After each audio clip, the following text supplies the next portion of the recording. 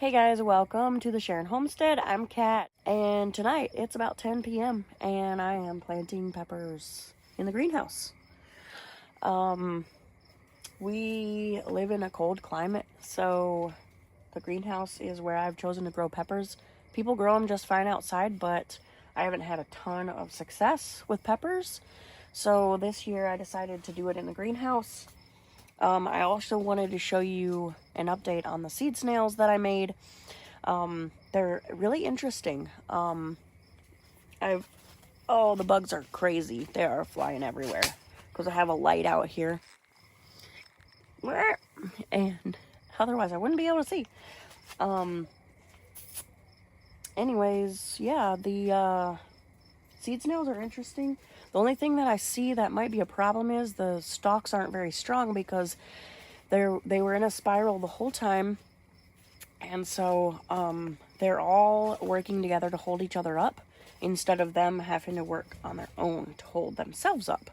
So that's the only problem I've seen so far. I will turn the camera around and show you the seed snail all rolled out, and then I'll show you what the plants look like. I think they're going to be just fine, but I think they would have been a little bit more stronger if they would have been in pots alone. So I'll have to see. I'll just have to weigh my options and see which type I like better next year. So far though, it saved so much space. Like I have a bunch of herbs in the basement right now, but I had several things of seed snails, and it really, I mean, a ton of plants fit into those little spaces. I can't wait to show you the tomatoes.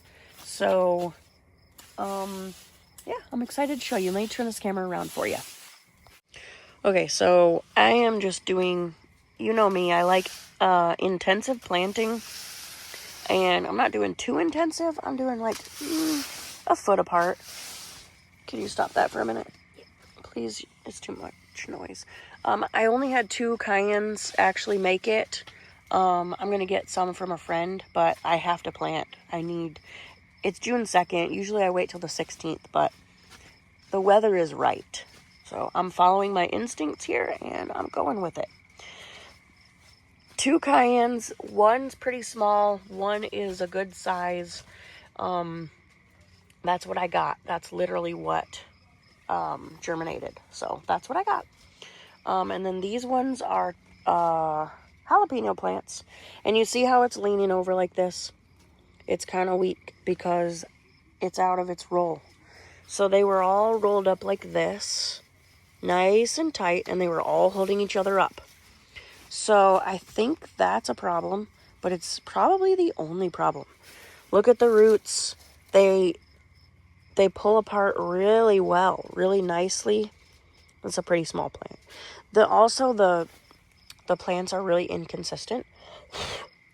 Usually if I plant them in a tray, like one of these, but usually a smaller cell tray, like that big of a cell, they're gonna do so much better.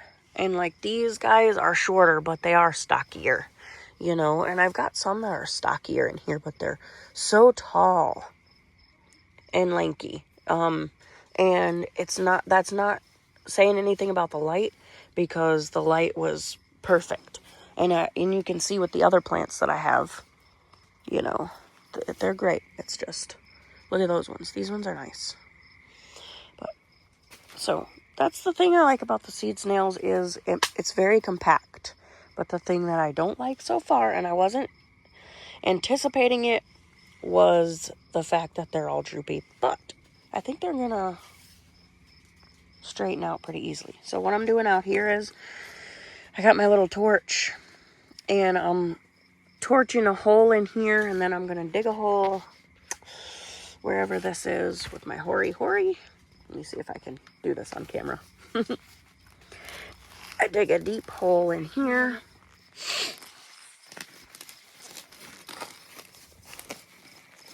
And the ground is pretty nice. I was expecting more rocks. Knock on wood, I shouldn't have said anything.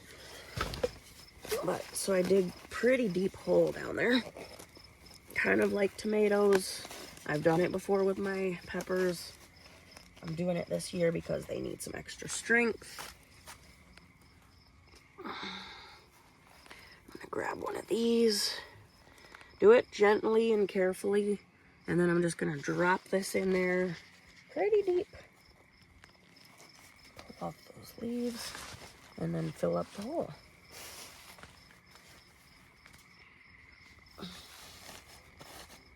So, there we go. And then I crush that in there pretty good. And see how it just droops down like that? That's because the thing is not strong. But yeah, there we go. There's another one. So I've planted 6 now. If you want to sit here and watch me plant some more. I've got a bunch of stuff to plant, guys. It is wild. But I'm early this year. I'm earlier than I usually am. Like I said, usually I wait till June 16th. And here in Michigan. And I have decided to start early this year.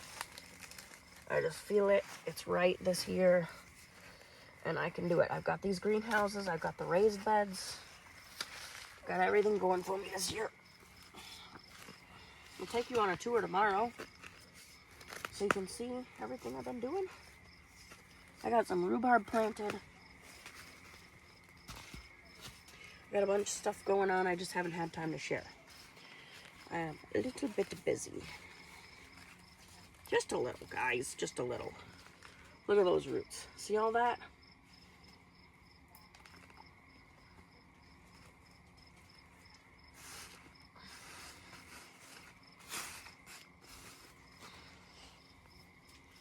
And that is how I do it.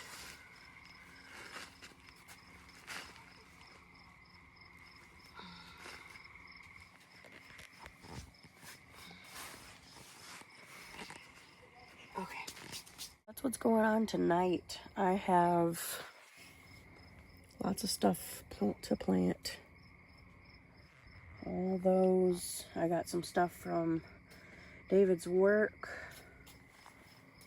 Some stuff from friends. I got some poblano stuff from some of my friends, one of my friends at work.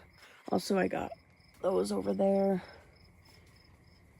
So, my hair looks wild, but it's 10 o'clock at night, guys. This is what I'm doing.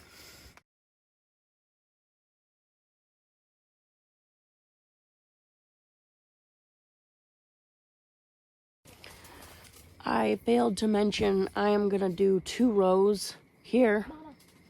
And then 2 rows of jalapenos because I have so many. What are you doing? And then I'm going to do sweet peppers on the other side. And I have some other ones like Tabasco peppers, poblanos, things like that. I'm going to do those on the other side. And then, I don't know. I just have to see what I have space for, you know. I have 2 greenhouses. One's for tomatoes, one's for peppers. And then the rest of the stuff is going in the yard. And I'm going to save some of my peppers for the yard. You know me. I like to experiment. So some of my stuff is going to be some experiments. And I have to figure it out because this is a whole new space. Last year I did not do a lot. So I have to figure it out. So that's what I'm going to do. I'm going to plant some things in different spaces and see how it goes. I have a lot going on this year with the garden and I love it. So that's what I'm doing.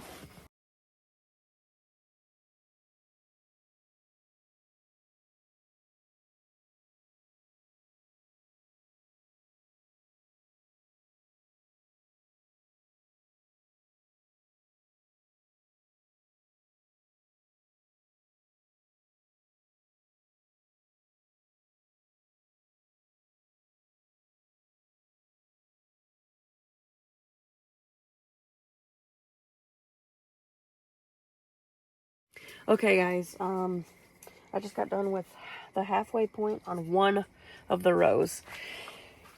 I'm kind of excited at how fast it's going tonight. I thought it would take a lot faster or a lot slower, but it's taken about 10 minutes to get 2, 3, 4, 5, 6, 7, 8, 9, 10 plants done. So that's nice. And so anyways, it's time to milk the goats. I milk them at 10:30 because I come home at 10 if I go to work. So I have to schedule it around that. And so I do 10:30 in the morning, 10:30 at night. And I'm about to go.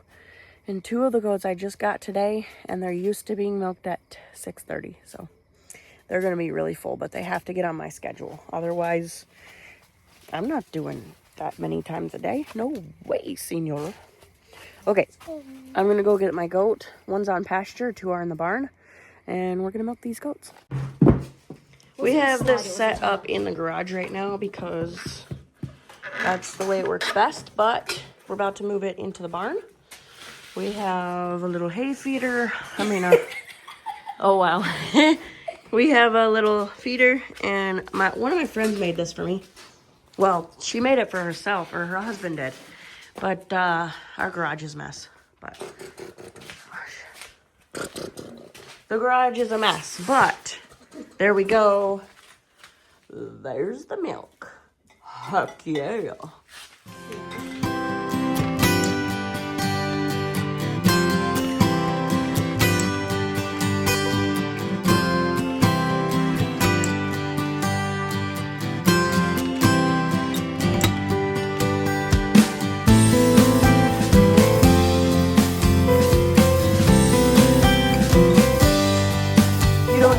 Milk her, I'm gonna milk her.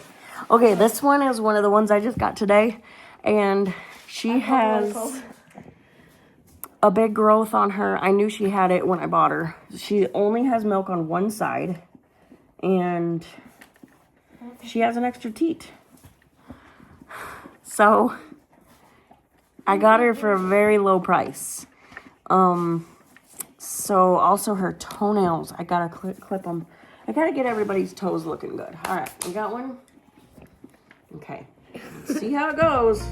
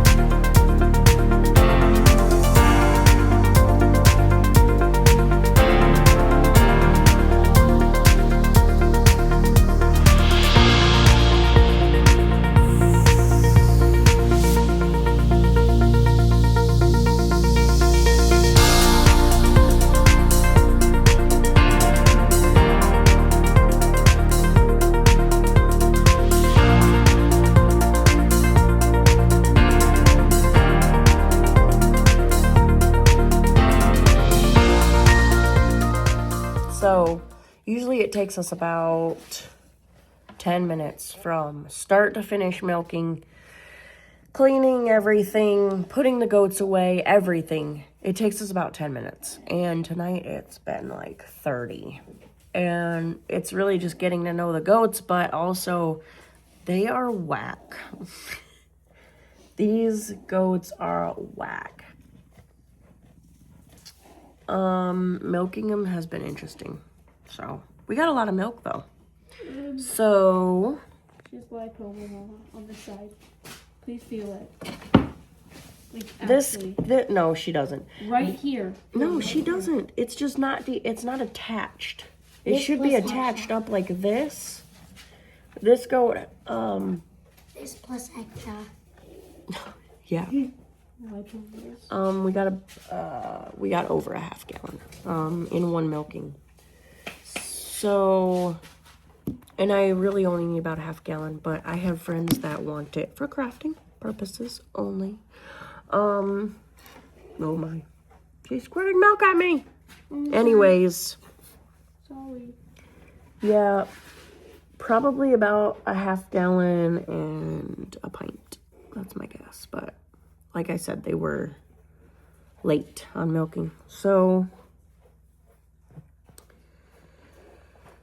oh yeah. But this one seems fine. It just, I think it probably had a singleton, and then, so she produced more on one side than the other. And then, calm down, girl. And then, she has no attachment. Her udders are not like her udder is not attached barely at all. It needs a lot more attachment. Anyways, that's just not